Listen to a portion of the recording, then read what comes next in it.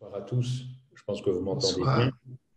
Oui, Oui, alors, ce soir, c'est particulièrement intéressant parce que là, on va arriver, je pense, au cœur même de, de Paul. Euh, Quand on étudie Romains 6, 7, 8, là, vous êtes vraiment, comme disait Luther, dans la moelle épinière de l'Évangile. Et vous allez comprendre très vite pourquoi. Et c'est vrai que quand on reçoit Christ pour la première fois dans sa vie, on a tendance à considérer le péché principalement comme un acte. Alors ce sont des actes bons ou des actes mauvais que nous commettons. Mais plus le temps passe, et à cause des promesses que nous avons faites à Dieu et que nous n'avons pas pu tenir, nous découvrons maintenant un autre problème.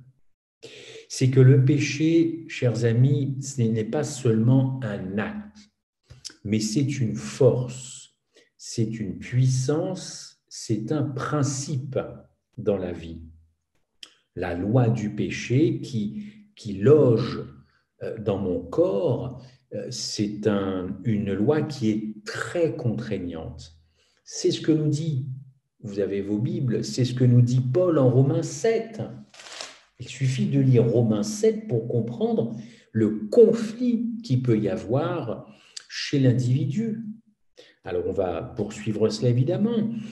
Paul ne parle pas en Romains 7 de sa propre expérience, car il a déjà appris, lui, qu'on ne peut pas placer sa confiance dans la chair, dans ce qu'il appelle l'homme charnel. Mais il essaye d'aider les chrétiens de Rome qui, malgré tout cela, voudraient encore rester sous la loi. Je reviendrai là-dessus une autre fois. Il leur dit, comme ça, regardez bien, le péché est une force, le péché c'est une puissance que vous ne pouvez pas surmonter. Mais une fois que vous avez découvert l'existence de cette puissance du péché en vous et que vous commencez à crier à Dieu en disant misérable que je suis, qui me délivrera de ce corps, alors là, Christ vous répond, moi, j'ai la réponse et ce n'est pas toi qui as la réponse. Moi, j'aime cette réponse de Dieu. Et Paul dit alors, je rends grâce à Dieu par Jésus-Christ. Si vous lisez tout Romains 8, ce serait peut-être un peu long de lire tout Romains 8, vous avez le chapitre du livre qu'il faut lire quand ça ne va pas dans vos vies et quand ça ne va vraiment pas. Dommage que beaucoup, la grande majorité des chrétiens, pour justifier le péché dans leur vie et surtout l'impossibilité de s'en sortir de ça, ils lisent Romains 7. Ça, c'est le grand livre pour la justification du péché dans la vie du chrétien. Et ils oublient de lire la suite, Romains 8, qui est véritablement la délivrance de la puissance du péché. Vous comprenez? Certains s'arrêtent à Romains 7 parce que ça les conforte, et si on pousse un peu, alors là, c'est la délivrance totale. Alors, pour gagner du temps, je ne lirai pas évidemment tout Romains 8, mais dès les premiers versets, qu'est-ce que c'est rassurant? Il n'y a donc aucune condamnation pour ceux qui sont en Jésus-Christ. En effet, la loi de l'esprit de vie en Jésus m'a affranchi de la loi. Vendredi prochain, nous parlerons de cette dualité, plus particulièrement affranchi de la loi du péché et de la mort. Car, chose impossible à la chair, impossible à la loi, parce que la chair la rendait sans force, Dieu a condamné. A condamné l'homme? Non, il a condamné le péché dans la chair de l'homme, en envoyant, comme vous le savez, Jésus-Christ dans une chair semblable, identique, pareille, justement, à celle du péché. Ça, c'est un beau verset aussi qu'on devrait méditer, non pas chaque vendredi soir, mais chaque jour. Et c'est un verset, vous savez, que l'on peut rapprocher d'Hébreux 2, 14. Et si vous lisez encore Romains 8, on voit qu'il y a une totale opposition entre la loi de l'esprit et la loi du péché. Ça, c'est un conflit. On entend beaucoup parler de conflit, et notamment le conflit en Ukraine, mais j'ai envie de vous dire qu'il y a un conflit qui est dans le cœur de l'homme depuis l'Éden. C'est cette puissance de vie contre cette puissance de mort, cette loi du péché contre la loi de l'esprit. Et il y a un antagonisme.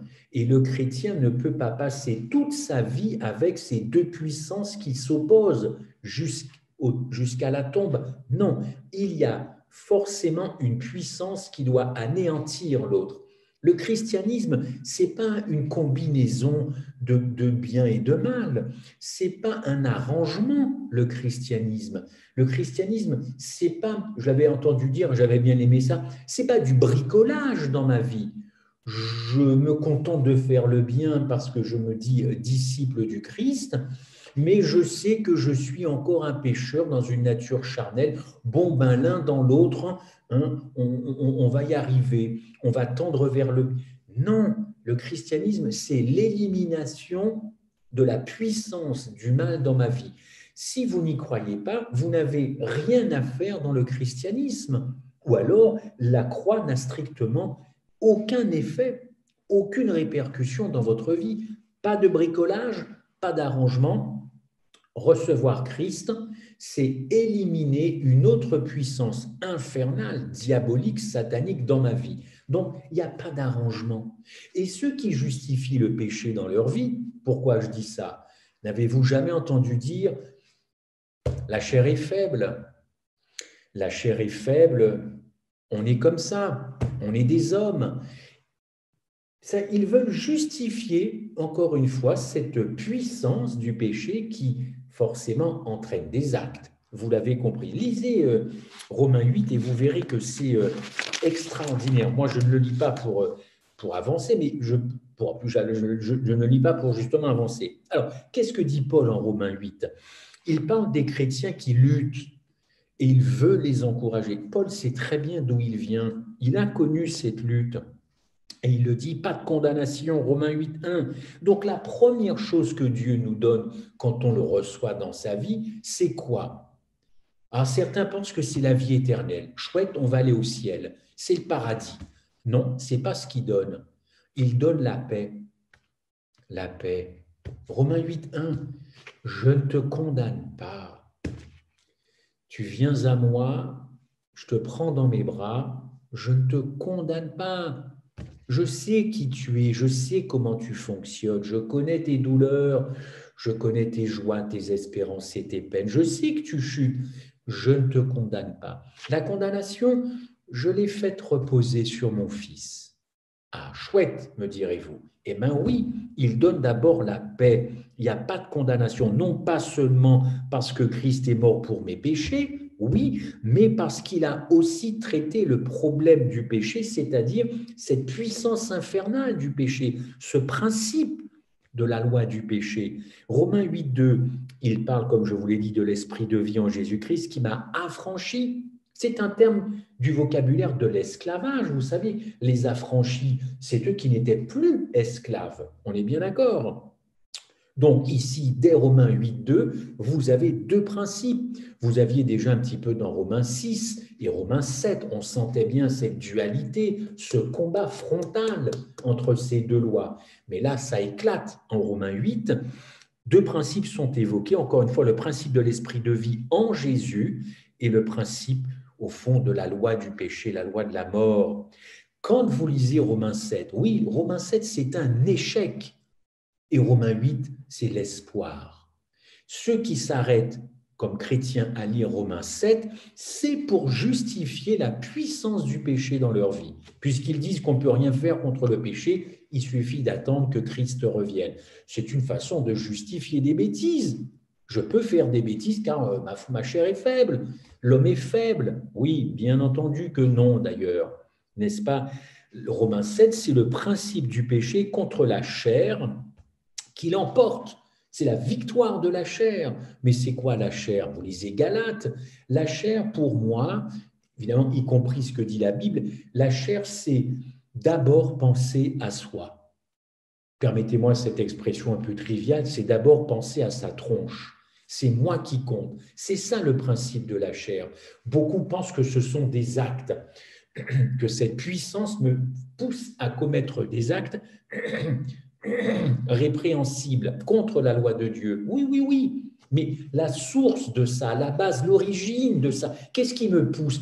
C'est que je n'aime pas Dieu, ou il y a des choses qui sont beaucoup plus fortes dans ma vie que l'amour de Dieu, puisque je suis attiré par la chair.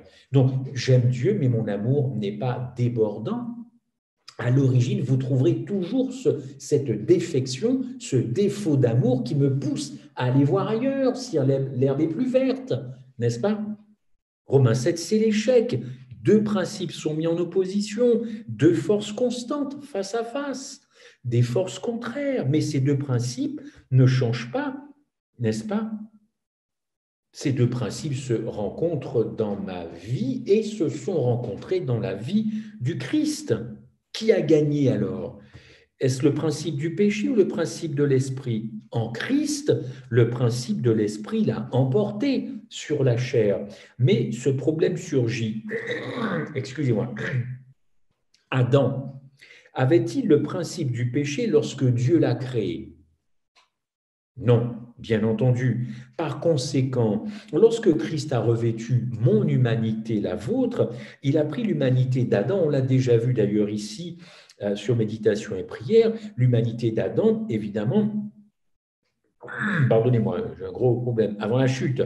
Cette humanité d'Adam, elle n'avait pas le principe du péché en elle, mais Jésus a pris l'humanité au moment où elle avait déjà le principe du péché en elle, n'est-ce pas? Donc, depuis l'Éden, deux forces se sont rencontrées en la personne du Christ, évidemment. Le verset 3 nous dit, car chose impossible à la loi, parce que la chair la rendait sans force, Dieu a condamné merveilleux, je ne reviens pas, je vous ai dit, extraordinaire. La loi de Dieu, si je devais noter quelque chose, la loi de Dieu ne peut pas produire la justice dans la chair, dans la nature humaine pécheresse. Mais ce que la loi de Dieu ne pouvait pas faire, Dieu l'a fait en son Fils, puisque Christ est venu ici, a pris une nature déchue, et dans cette nature déchue, une nature pourrie par le péché, il a réussi à lutter contre quoi? Contre la puissance infernale, cette loi du péché. C'est ça qui est merveilleux dans l'Évangile. C'est-à-dire, on parle souvent que Christ s'est identifié, c'est juste et c'est vrai, mais au point que dans ma nature, il a lutté contre le péché et il a été rendu vainqueur. Voilà pourquoi je ne comprends pas pourquoi on continue à croire qu'on ne peut pas lutter contre le péché, on ne peut pas être victorieux du péché et qu'il faille attendre eh bien, le retour de Christ. Mais ce sont des chrétiens qui n'ont pas lu Romains 8, parce que là c'est un puissant témoignage. Ce que Christ a fait dans ma nature pécheresse, il a été rendu vainqueur face à la loi du péché. Il est sorti vainqueur. Donc, si dans ma nature, il est sorti vainqueur, pourquoi moi, je n'en sortirais pas vainqueur? Il m'a montré le chemin. Il m'a tracé le chemin. Il y a une contradiction chez le chrétien que je ne comprends pas, une obstination à justifier à la fois la puissance du péché dans la vie et des actes, même si on sait que le péché, c'est horrible, c'est pas bon. Mais on justifie, mais il faut lire tout simplement Romains. Enfin, il me semble que les choses sont claires.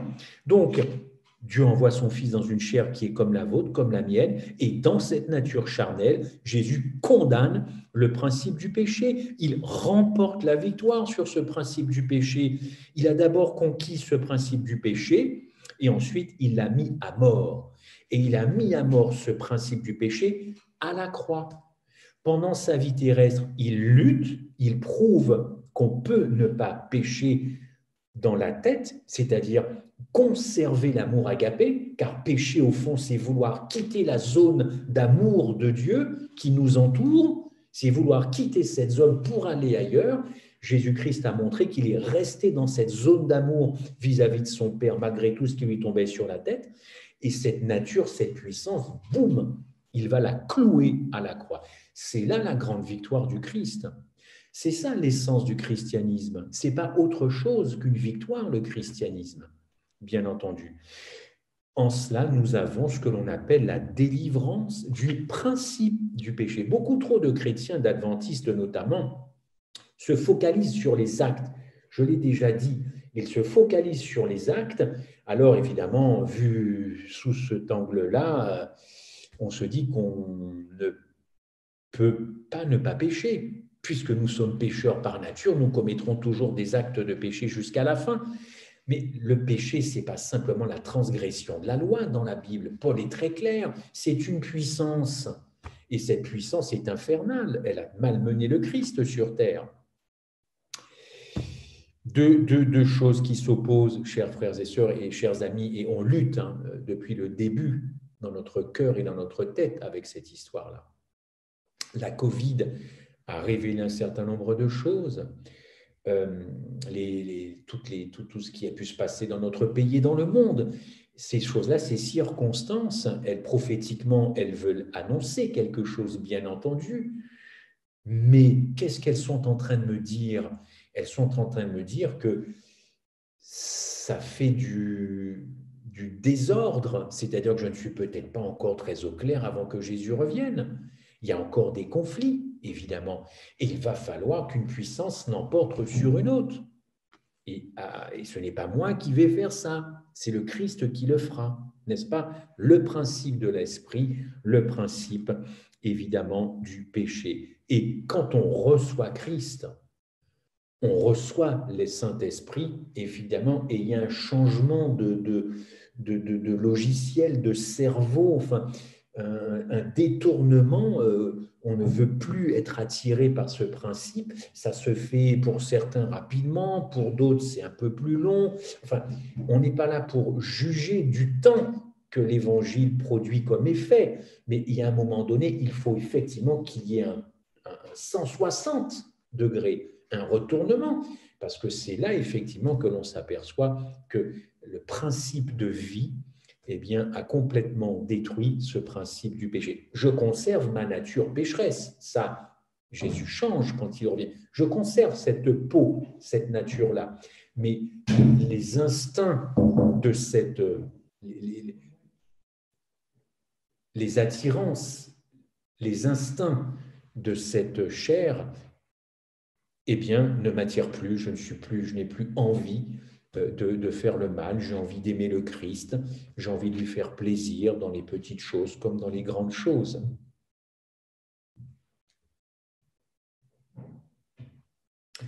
Je poursuis. Romains 7, c'est le principe du péché contre ma volonté humaine propre. Ça, je pense qu'on l'a compris. Ma volonté dit je veux faire le bien, je veux garder la loi de Dieu, mais le principe du péché dit non, je veux pécher et je ne veux pas garder la loi de Dieu. Alors, vous comprenez que forcément, ça crée un problème. Alors, Romains 7, le principe du péché l'emporte. Romains 8, on a deux forces différentes qui s'opposent. Encore une fois, en Romains 8, ce n'est pas le principe du péché qui gagne, mais le principe de l'esprit qui remporte cette victoire. Le christianisme, je le répète, c'est avant tout une victoire, n'est-ce pas? Et c'est ce même principe de l'esprit que Dieu veut donner aux croyants. Et il s'aperçoit, Dieu, que les croyants ne sont pas convaincus de cette victoire. Il suffit de nous regarder les uns les autres.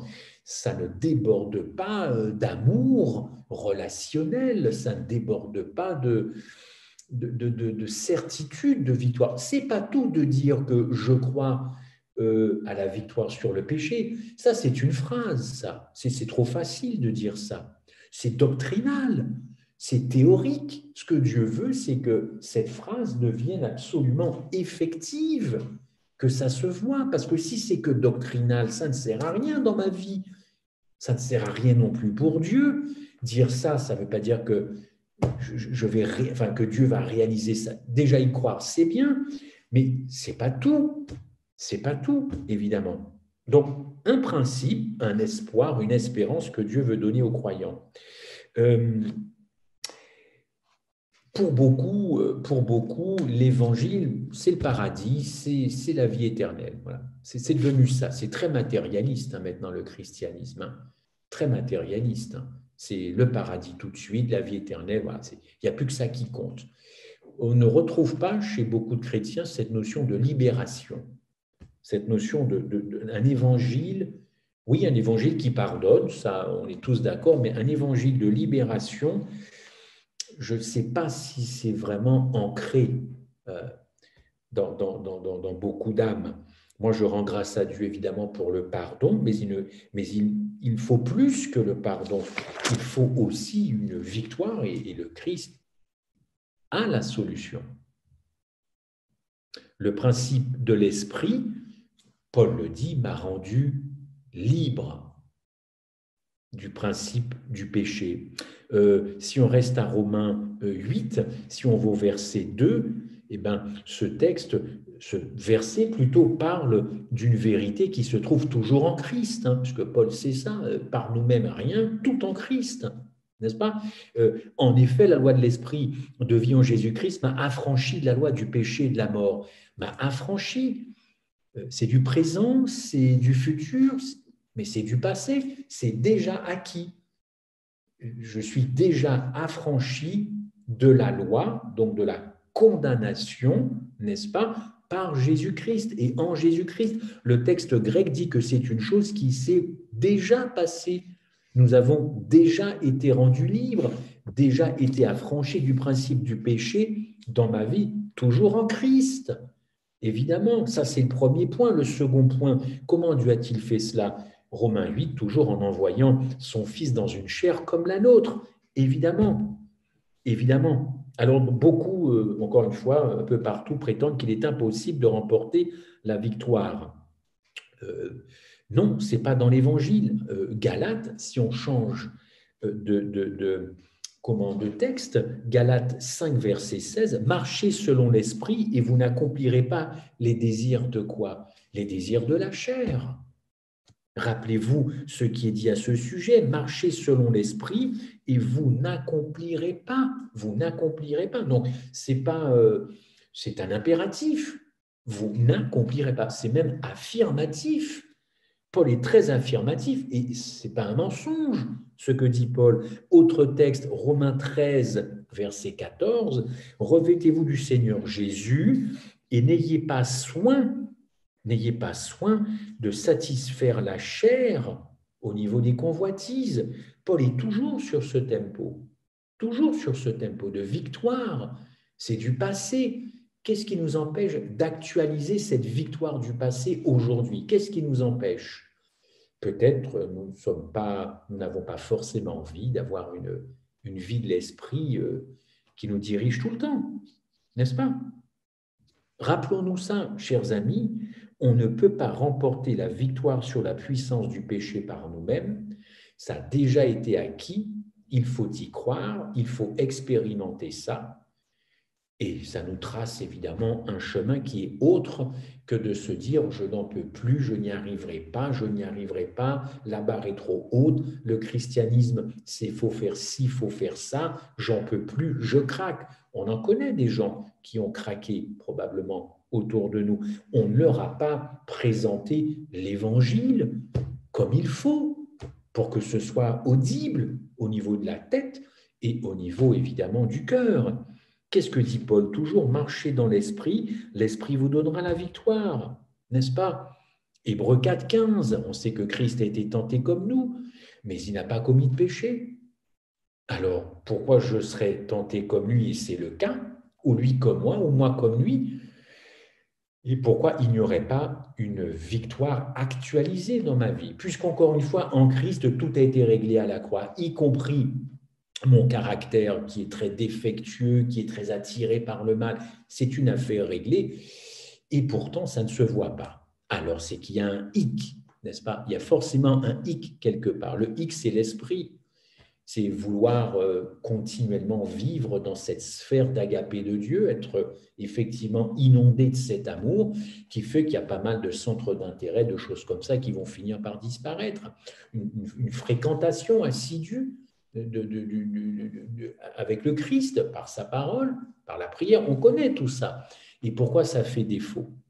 Ça, évidemment, vous en savez peut-être plus que moi, n'est-ce pas? Encore une fois, si je marche selon l'esprit, ma conduite va finir par réfléchir et reproduire la conduite, évidemment, du Christ.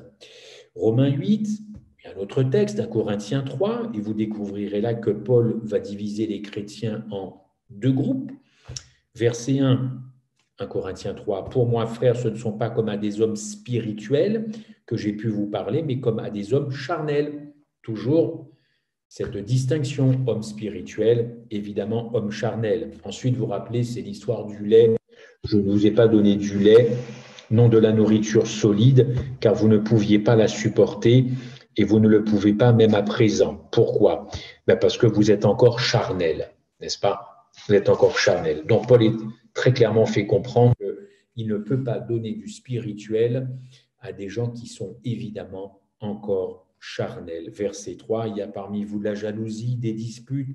Eh bien voilà, vous êtes encore dans la chair, vous n'avez pas compris que tout ça, ça se règle, et ça se règle avant que Christ revienne, évidemment. Évidemment, dispute, jalousie. Paul leur a dit, lorsque je suis venu vous voir, je vous ai apporté l'évangile, vous étiez encore des enfants, des bébés en Christ, vous aviez tous encore cette mentalité charnelle. Moi, je ne peux pas vous donner de la nourriture solide. Le Saint-Esprit ne peut pas œuvrer et travailler correctement si nous voulons absolument rester bien, dans cet état d'esprit. Hein. C'est un état d'esprit, c'est une mentalité. Rendre coup pour coup, être jaloux, être hypocrite, ne pas vouloir se laisser faire, toujours revendiquer des choses, c'est ça la chair, c'est ça l'esprit charnel. Il a commencé, je vais lui rendre l'appareil. C'est des petites choses comme ça. Je revendique beaucoup de choses. C'est moi qui ai raison, ou j'ai toujours raison, ou les autres ne me comprennent pas. Vous avez des gens, ils sont souvent dans une position de victime, n'est-ce pas? On a l'impression que ce sont des victimes de naissance. C'est toujours le monde qui leur en veut. C'est la chair qui parle comme ça, parce que cette personne veut attirer peut-être je ne sais quoi, mais toujours en position de victime. Je ne vois pas où le Christ s'est mis lui en position de victime pendant 33 ans et demi. Est-ce qu'il s'est plaint, le Christ? Est-ce qu'il s'est plaint? Ou est-ce qu'il n'a pas traversé tout ça en la bouclant, si vous me permettez, en ne disant rien? Donc, la chair, c'est tout un tas de petites choses qui font partie de mon caractère, de mon tempérament, et on pense toujours que c'est des gros péchés, l'adultère, le vol. Non, c'est ma façon de répondre aux gens, ma façon d'être aimable, ma façon de dire bonjour, la façon où je me gare ma voiture, comment je descends mes poubelles. Ça, c'est du christianisme. Comment tu descends tes poubelles? Est-ce que tu payes tes impôts? Est-ce que tu n'essaies pas des choses comme ça? Des petites choses de la vie. Et Paul dit, non, moi je ne peux pas venir avec quelque chose de costaud parce que vous êtes encore à vous déchirer, n'est-ce pas? Donc, Paul est très clair et il dit à ce moment-là, moi, j'aimerais bien que vous soyez des nouveaux convertis et non pas évidemment des enfants. Une petite anecdote, une jeune maman qui change les couches de son bébé quand il a 3 mois, ça va. Si l'enfant a 10 ans et qu'il a encore des couches, on a quand même un gros souci, n'est-ce pas? C'est juste un petit peu pour vous caler un petit peu tout cela. Oui, chers amis, le combat dans la vie chrétienne, elle se tient au niveau de la pensée. Ça se passe dans la tête. C'est vrai que tout dirige. La chair a pour mission de pécher, elle va nous pousser à pécher. L'esprit, au contraire, est disposé à accomplir les choses selon la justice de Dieu, mais aucune de ces deux possibilités ne peut se concrétiser sans l'accord de notre pensée, que ce soit d'un côté ou que ce soit de l'autre. Donc l'usage de ma volonté est primordial. C'est pour ça que le diable, évidemment, s'attaque à mes pensées, évidemment. Mais il ne faut jamais utiliser notre volonté pour essayer de vaincre cet homme charnel. Ça, on n'y arrivera pas. Il faut utiliser notre volonté pour amener notre moi à céder à l'influence de l'esprit. Et lorsque nous agirons ainsi, l'esprit l'emportera et l'homme charnel sera vaincu. C'est ce que Paul veut nous faire comprendre. Donc, je répète, il ne faut pas chercher à utiliser ma volonté pour détruire l'homme charnel qui est en moi, mais plutôt pour pousser ma volonté à recevoir le Saint-Esprit qui, lui, va lutter. Vous comprenez? C'est une aide, c'est un consolateur, mais il faut le comprendre aussi que c'est une aide. Romains 8, verset 7, on avance un petit peu plus dans Romains 8, je surveille l'heure. Romains 8, verset 7 dit que la mentalité qui est contrôlée par l'affection de la chair ne peut pas garder la loi de Dieu. Car le texte dit, vous le connaissez bien, l'affection de la chair est inimitié. Autrement dit, en opposition, en guerre, n'est-ce pas, contre Dieu, parce qu'elle ne se soumet pas à la loi de Dieu et qu'elle ne le peut même pas. Romains 8, or ceux qui vivent selon la chair ne peuvent pas plaire à Dieu. Romains 8, 9, Paul s'adresse aux chrétiens, pour vous, vous ne vivez pas selon la chair, mais selon l'esprit, si du moins l'esprit habite en vous. Donc, quelqu'un qui vit sous l'esprit, on verra ça bientôt, c'est quelqu'un qui a compris que par lui-même, il n'arrivera jamais à rien de bon et surtout pas à lutter contre le péché. Ça ne veut pas dire, encore une fois, que c'est un constat d'échec et qu'à partir de là, je ne peux rien faire, je pêche. Non, non, c'est véritablement déjà faire ce constat de son impuissance et réclamer cette victoire, déjà acquise, encore une fois, en Christ. Donc, quand l'Esprit veut habiter en nous, encore faut-il que, vous le savez, nous le voulions tout simplement, qu'on se mette en condition. Et puis ensuite, nous obéirons à l'Évangile de façon naturelle. Nous n'aurons pas ni à rouspéter, ni à critiquer, ni à dire eux, ils sont moins bien que moi je ne vais. Non. Quand l'Esprit dirige un chrétien, ce chrétien ne rentre plus dans certaines, selon moi, dans certaines considérations, des revendications raciales, des revendications pécuniaires, des revendications de spiritualité, j'ai tout compris, je suis au-dessus de vous, une espèce d'autorité. Non, non, non, non, l'évangile n'a rien à voir avec ça. Ça, c'est encore la chair qui parle. Alors, Dieu sait si nous sommes entourés, encore une fois, de beaucoup, en tout cas de ces manifestations charnelles, qui peuvent même venir de chrétiens. Hein. Paul l'a bien compris, ça. Un homme qui a remporté la victoire sur la mort par l'Esprit, c'est Jésus-Christ. Et lorsque Jésus-Christ a vaincu la mort, il a prouvé à l'univers entier que ce principe de l'Esprit est plus fort que le principe du péché. Je suis parfois surpris de voir combien, chez certains, le Saint-Esprit n'a pas toute la puissance nécessaire. Puisque si le péché est plus fort que le Saint-Esprit, je ne sais pas pourquoi il nous a été promis le Saint-Esprit alors. Donc le Saint-Esprit remporte toutes les victoires, peut façonner un nouvel homme, nouvelle mentalité, nouvelle pensée, mais sur le point précis du péché, le péché est plus fort. Le péché serait plus fort que le Saint-Esprit. Il faudrait quand même nous expliquer ça, hein, gentiment, évidemment. Gentiment. Je poursuis. Lorsque vous marchez selon la chair, bah oui, la chair, elle vous tient souvent cloué au sol. Vous pouvez essayer de vous en débarrasser. Vous arriverez quelquefois à soulever vos pieds, cette vieille nature, mais cette vieille nature reviendra évidemment au galop, qui fait que peut-être un jour, quand on sera vraiment fatigué de cette vie K1, K1, on finisse, comme je l'ai dit tout à l'heure, par dire comme l'apôtre Paul, misérable que je suis. N'est-ce pas, qui me délivrera de ce corps de mort? Alors Christ répond, eh bien, pourquoi tu n'utilises pas l'usage de mon esprit? Mon esprit l'a emporté sur la mort qui est la puissance ultime du péché, quand même, n'est-ce pas? Et si on permet à l'esprit de nous contrôler, l'esprit remportera la victoire sur mon caractère, et je n'irai pas forcément voir ailleurs si l'herbe est plus verte. Non, non, pas du tout, pas du tout. Encore beaucoup de choses à dire, n'est-ce pas, sur ce texte de Romains 8, 13, 8, 12. Ainsi donc, mes frères, nous ne sommes point redevables à la chair pour vivre selon elle. Donc, au fond, si j'ai envie que le Saint-Esprit vive dans ma vie, je dis ciao, bye bye à la puissance du péché. Alors, est-ce que ça fera de moi un saint? Non. Est-ce que je chuterai? Oui.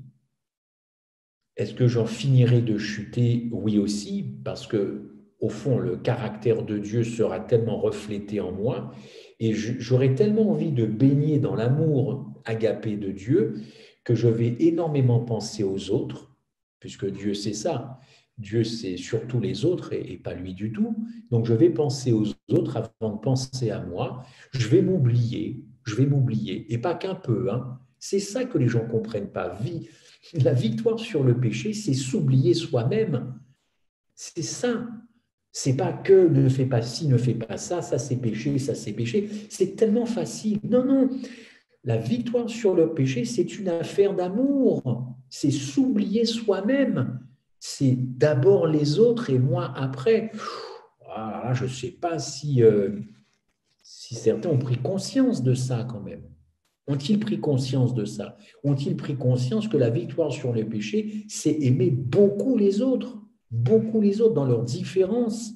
C'est les aimer beaucoup, beaucoup, malgré ce qu'ils font de mal, car Christ a aimé ceux qui font très, très mal. C'est ça la victoire sur le péché, aimer les autres, surtout aussi ceux qui nous détestent et nous haïssent. C'est ça la victoire sur le principe du péché. Encore une fois, ce n'est pas simplement un acte que je pose, c'est une ambiance. C'est une ambiance, c'est un tout, chers amis. C'est un tout. Oui, Dieu nous a fait comprendre en Jésus-Christ que nous n'étions plus des esclaves. Nous ne sommes plus des esclaves. Et si je vais au verset 36, donc de Romains 8, eh bien, si donc le Fils vous a franchi, vous serez réellement libre. Jésus veut que nous soyons libres. Comment allons-nous trouver cette liberté? Jean 8, 32, vous connaîtrez la vérité et la vérité vous affranchira. La vérité, c'est qui? C'est Christ. La vérité, c'est quoi? C'est le salut. C'est ça.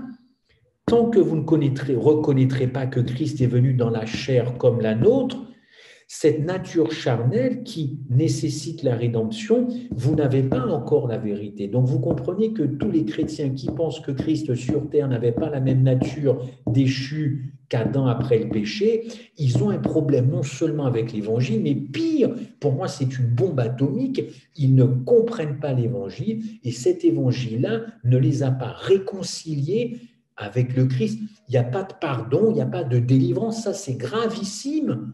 C'est même pas une question que ces gens-là n'iront pas au ciel ou perdront le paradis, c'est que sur terre, en attendant hypothétiquement tout ça, et c'est pas moi qui décide, l'évangile n'a aucune puissance, aucune action, tant que vous pensez que Christ était différent de nous. Alors, c'est terrible de dire ça, mais le Saint-Esprit ne peut pas agir dans la tête et dans le cœur de quelqu'un qui, au fond, ne reconnaît pas que Christ était comme lui. Ce serait du forçage. Ce serait contraindre ça. Non, mais Dieu ne contraint pas. Et le premier, si ça se faisait, le premier qui dirait stop, c'est Satan qui dit, mais dis donc, regarde comment tu agis, regarde comment... Non, chers amis, l'évangile ne peut pas affranchir quelqu'un de cette puissance du péché si cette personne chrétienne croit que Christ était différent. L'apôtre Paul est très clair. L'Évangile nous a rendus libres afin que nous marchions selon l'Esprit. Nous ne soyons plus vaincus par le péché, mais que la justice de la loi soit accomplie en nous qui marchons, évidemment, de progrès en progrès, de sanctification en sanctification. Oh, il y aurait tant et tant de choses à dire, encore une fois, sur Romains 8. Hein. Je vous invite d'ailleurs à lire Romains 8, chers amis. Je vais m'arrêter là pour ce soir, je vais respecter l'horaire et bientôt je reviendrai sur qu'est-ce que vivre sous la grâce. Bon sang, il faut que nous comprenions ce que ça veut dire, vivre sous la grâce, une fois pour toutes. Et être sous la loi, il faut que nous comprenions une fois pour toutes qu'est-ce que ça veut dire. vivre sous la loi ou vivre sous la grâce. Car au fond, ça entretient beaucoup de nos conversations. Nous disons facilement que nous vivons sous la grâce, et à côté de ça, la loi existe toujours. Donc, je ne vais pas dire, je ne vais pas parler de façon lunaire, puisque ça fait même partie de nos conversations. Mais il faut qu'on comprenne qu'est-ce que ça veut dire que quelqu'un qui vit sous la grâce et quelqu'un qui vit sous la loi. En résumé, pour ce soir, lisez, encouragez-vous, faites-vous du bien au sens propre, au sens spirituel, en lisant Romains 8 après avoir lu Romains 7. Romains 7, on se reconnaîtra, on s'identifiera. Romains 8, c'est la bouée de sauvetage, c'est de l'oxygène pour la fin de nos jours sur cette terre, si Christ, évidemment, n'est pas revenu. Donc, le christianisme, aujourd'hui, manque, les chrétiens manquent de sentiments, de convictions de libération, ne sont plus en paix à cause de ça, du coup recherchent autre chose pour alimenter leur foi, pour les rassurer, alors que l'évangile est déjà là pour les assurer et les rassurer. Où faut-il aller ailleurs? Que faut-il faire de plus? Rien, rien. Amen. Amen. Amen. Merci. Merci, Christophe, pour l'étude de ce soir. J'ai fini. Nous allons passer à la partie des questions et j'ai reçu une question que je voudrais présenter à Christophe Michel. C'est de savoir, est-ce à dessein que le texte de Romains 7 se trouve au milieu des chapitres 6 et 8, lesquels traitent clairement de la victoire sur le péché? Alors là, cette personne, elle a raison, ce n'est pas du tout un hasard. Parce que déjà dans Romains 6, quand vous lisez par exemple au verset 14, car le péché n'aura pas de pouvoir sur vous, n'est-ce pas? Puisque vous êtes non sous la loi, mais sous la grâce. Verset 4, nous avons été ensevelis, il est question de la mort au péché. Regardez-vous comme mort au péché, verset 11. Paul va partir d'un constat de la puissance de l'évangile. Ensuite, il passe au chapitre 7, où là, effectivement, le chrétien essaie de s'en sortir. Romains 7, c'est pour les chrétiens, ce n'est pas pour les non-chrétiens. Il essaie de s'en sortir, il n'y arrive pas. Romains 8 arrive, à nouveau une libération de l'espérance. Donc, ce n'est pas du tout un hasard. Vous savez, c'est comme avec méditation et prière, quand j'ai parlé de 1 Corinthiens 13, ou peut-être avec une autre sollicitation, ce n'est pas un hasard que Paul ait mis 1 Corinthiens 13 entre le 12 et le 14. Ce n'est pas simplement de l'arithmétique dans la tête de Paul. Si vous lisez ça, vous allez très bien comprendre pourquoi il a mis 13 au milieu de 12 et 14. Merci, Christophe. Donc, est-ce qu'il y a d'autres questions? C'est le moment des questions. Donc, moi, s'il y a j'aimerais d'autres bien poser questions. une question. D'accord, les Nadia. Oui. Hier, j'étais dans une méditation avec un groupe. Et c'est pas la première fois que j'entends ça. C'est pas évident de leur répondre. Alors, bon, bref, peut-être que Christophe nous donnera une réponse clairement, simplement. Voilà, la question, c'est que... Non, pas la question. J'entends souvent, par des sœurs en général, dire que... Alors, le thème hier, c'était sur l'amour de Jésus.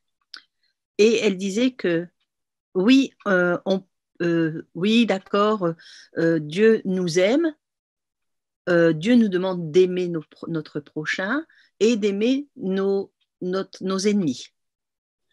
Et il y en a plusieurs qui ont répondu d'ailleurs et qui ont dit, voilà ce qu'elles ont dit. Oui, c'est vrai qu'on doit aimer nos ennemis, mais c'est beaucoup plus facile d'aimer son prochain, donc dans la famille, son conjoint, ses enfants, ses connaissances, mais aimer quelqu'un qu'on ne connaît pas, ou son ennemi, ou quelqu'un qui a fait du mal, ça, c'est pas mes mots, hein, c'est beaucoup plus compliqué. Elles n'arrivent pas à comprendre comment elles peuvent faire. Voilà la question. Comment on peut faire pour aimer quelqu'un qu'on ne connaît pas ou son ennemi ou quelqu'un qui a fait du mal. Mais moi, ma question, c'est là. Si on ne sait pas aimer son ennemi ou quelqu'un qu'on ne connaît pas, alors moi, la question, c'est que quand tu rencontres quelqu'un dans ton futur couple, que ce soit la femme ou l'homme, c'est quelqu'un qu'on ne connaît pas non plus. On ne connaît pas la personne jusqu'à la fin de sa mort. J'ai compris, je vais essayer de répondre à ta question. D'accord, merci. Moi, tout ce que je peux comprendre, c'est que nous sommes trop souvent dans le faire. Et toi-même, tu l'as dit, ces personnes disent, mais comment faire? Le problème du chrétien au XXIe siècle, c'est se faire, faire, toujours faire. Moi, je propose une autre solution, la solution de l'évangile, c'est être, être avant de faire. Et aujourd'hui, on veut faire pour être. C'est pas comme ça que fonctionne l'évangile. C'est pas comme ça que fonctionne le Saint-Esprit. Le Saint-Esprit a besoin que vous soyez, vous, avant que vous fassiez quelque chose. Laissons faire le Saint-Esprit. C'est à lui de faire. Moi, je dois d'abord être avant de faire. Nous avons trop souvent, depuis des décennies, recherché des recettes spirituelles de cuisine. Comment on fait une campagne, comment on fait ci, comment on prie, comment on gère notre temps, comment on gère notre argent. Faire. Vous pensez sincèrement que la loi du ciel, c'est faire? Avant que Dieu envoie son Fils sur terre, c'était une union, ils étaient trois en un en trois. L'état d'esprit, être avant de faire. Christ est bien venu faire quelque chose sur terre, mais il était qui, lui, avant de faire? Un être d'amour. Cessons de toujours vouloir faire. Les gens ne sont pas dupes, c'est pour ça que nous sommes en panne. Et c'est pour ça qu'on est toujours obligé de faire des campagnes parce qu'on n'est pas satisfait. On voit que ça... Il faut comprendre qu'il faut être avant de faire. Voilà, c'est tout ce que je peux dire en tout cas. Et moi, je n'ai qu'un seul exemple, c'est le Christ, comment il s'y prenait. Amen. Merci, Christophe. C'est vrai que le verbe être est très important. Il tient sa première place d'ailleurs. Merci. Merci Christophe. J'espère que Nadia est satisfaite. Oui, merci. Ok. Donc, on peut prendre encore d'autres questions. S'il y a d'autres questions, on peut prendre encore une question avant de prier.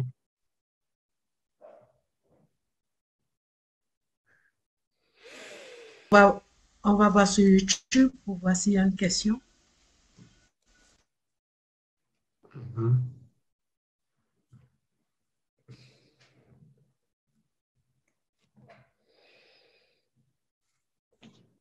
Si j'ai été clair, je m'en réjouis. Hein. Si l'apôtre Paul a été clair. Bien, C'est ça. c'est clair. La clarté fait partie de notre avancée spirituelle, non? Absolument. Il n'y a pas de question sur YouTube. D'accord. Donc, nous vous remercions infiniment pour votre participation à l'étude de ce soir. Merci Christophe. Nous allons prier Merci à vous. pour clôturer le programme de ce soir et prendre le rendez-vous avec Christophe Michel le vendredi prochain. Donc, nous allons prier. Je vais donc demander à la sœur Nadia si elle peut prier pour nous. Oui, avec plaisir. D'accord. Seigneur Jésus, merci parce que tu nous as donné une semaine avec la labeur que nous avons eue pour cette semaine. Merci parce que tu as veillé sur chacun de nous, que ce soit le travail à l'extérieur ou que ce soit dans la maison, que ce soit pour le télétravail, que ce soit pour les préparations des séminaires ou des conférences. Merci Seigneur parce que tu es un Père d'excellence.